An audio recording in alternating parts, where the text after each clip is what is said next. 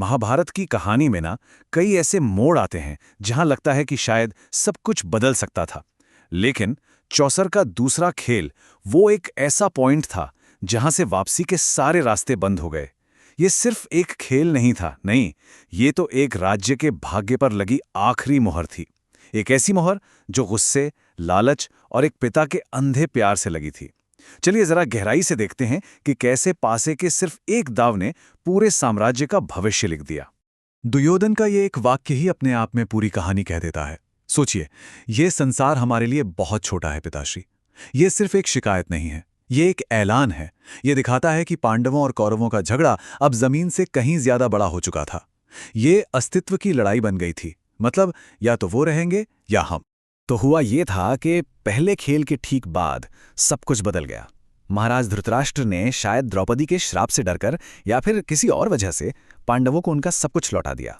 उनका राज्य, उनकी आज़ादी, उनका सम्मान, सब कुछ। एक पल के लिए तो लगा कि चलो सबसे बुरा वक्त टल गया, शायद अब शांति हो जाएगी। लेकिन जरा दुर्योधन और उसके मामा शकुनी की नज़र से देखिए। उनकी पूरी मेहनत, उनकी पूरी साजिश, जो जीत उन्होंने हासिल की थी, वो महाराज के एक फैसले से एक झटके में खाक में मिल गई। उनका गुस्सा, उनकी हताशा, आप बस अंदाजा लगा सकते हैं कि वो किस हद पर होगी। और दुर्योधन की ये नफरत, ये कोई आम नफरत नहीं थी, ये बहुत पर्सनल थी। ये सिर्फ जलन नहीं थी, ये एक ऐसी आग थी जो उसके अंदर ही अंदर उसे जला रही थी। और यही आग उसकी अगली और सबसे खतरनाक मांग की वजह बनने वाली थी। अब ऐसे में शकुनी ने दुर्योधन के इसी गुस्से को हवा दी, उसे एक हथियार की तरह इस्तेमाल किया। उसने दुर्योधन को सलाह दी कि अब नर्म पड़ने से काम नहीं चलेगा, अब बड़ों पर दबाव बनाना होगा। उन्हें एक ऐसा अल्टीमेटम देना होगा जिससे वो चाहकर भी मना ना कर सकें। तो दुर्योधन ने अपने पिता और पितामह भीष्म के सामने दो रास्ते रखे, और सच कहूं तो दोनों ही रास्ते सीधे सीधे बर्बादी की तरफ जाते थे। पहला, या तो मुझे उन पर हमला करने दो, युद्ध को फैसला करने दो, या फिर चौसर का एक और खेल होने दो। दोनों ही विकल्पों का अंजाम एक ही था, विनाश। दुर्योधन इतना भी नादान नहीं था। उसे पता था कि बड़े बुजुर्ग इन दोनों ही खतरनाक बातों के लिए शायद ही मानेंगे।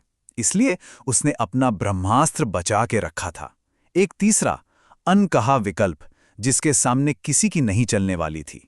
और ये था वो ब्रह्मास्त्र, आत्महत्या। सोचिए, एक राजकुमार की ये धमकी, ये इमोशनल ब्लैकमेल की इंतहा थी।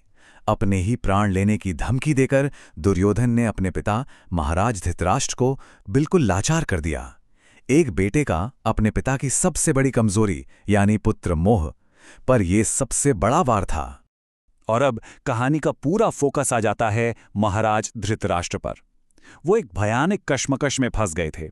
एक तरफ था उनका राजधर्म जो कह रहा था कि राज्य में शांति बनाए रखो, और दूसरी तरफ था अपने बेटे के लिए उनका अंधा प्यार जो उन्हें कुछ भी सही गलत सोचने ही नहीं दे रहा था। महाराज के ये शब्द खुद उनकी कमजोरी का सबसे बड़ा सबूत हैं। जब उन्होंने कहा एक पिता अपने पुत्र के लिए जीता है, तो असल में वो अपने राजधर्म के ऊपर अपने पुत्र मोह को चुन रहे थे। उन्होंने भीष्म जैसी बुद्धिमान सलाहकार की बात को दरकिनार कर दिया, सिर्फ अपने बेटे के लिए। और बस फैसला हो गया। जिस बात का डर था वही हुआ। अपने बेटे की धमकी के आगे राजा झुक गया। उन्होंने जानते बूझते हुए विनाश को दावत दे दी। एक और खेल की इजाजत दे दी गई, ये जानते हुए भी कि इसका अंजाम क्या होने वाला है। महारानी गांधारी ने बहुत कोशिश की। उन्होंने अपने पति को चेतावनी दी, भारत के विनाश को आमंत्रित न करें स्वामी। उनकी आवाज में आने वाले कल की एक भयानक तस्वीर साफ दिख रही थी। लेकिन पुत्र मोह में अंधे राजा पर इसका कोई असर नहीं हुआ। तो पांडवों को वापस राजसभा में बुलाया गया।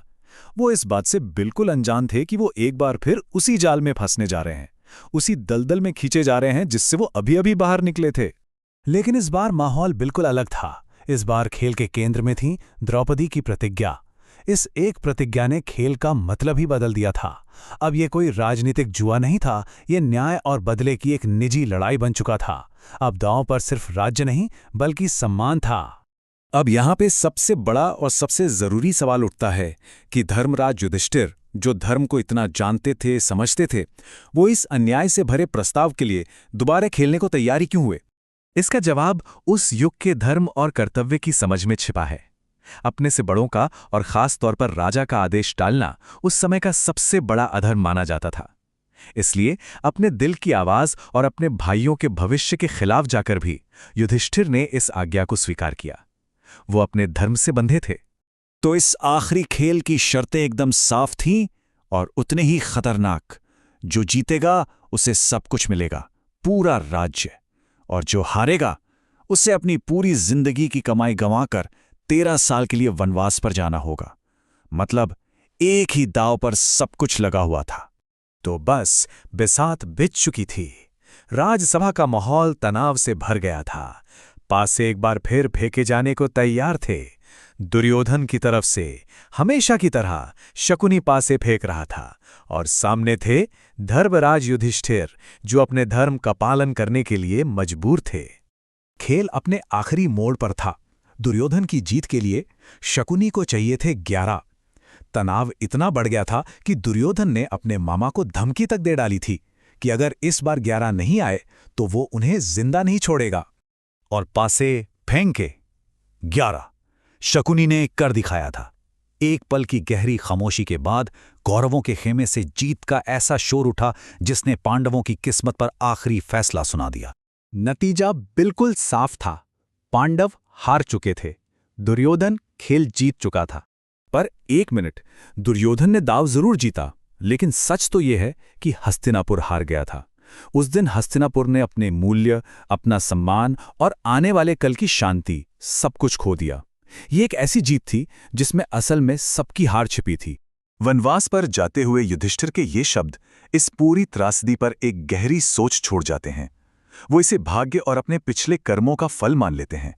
शायद उस वक्त खुद को और बाकियों को सांत्वना देने का यही एक तरीका बचा था।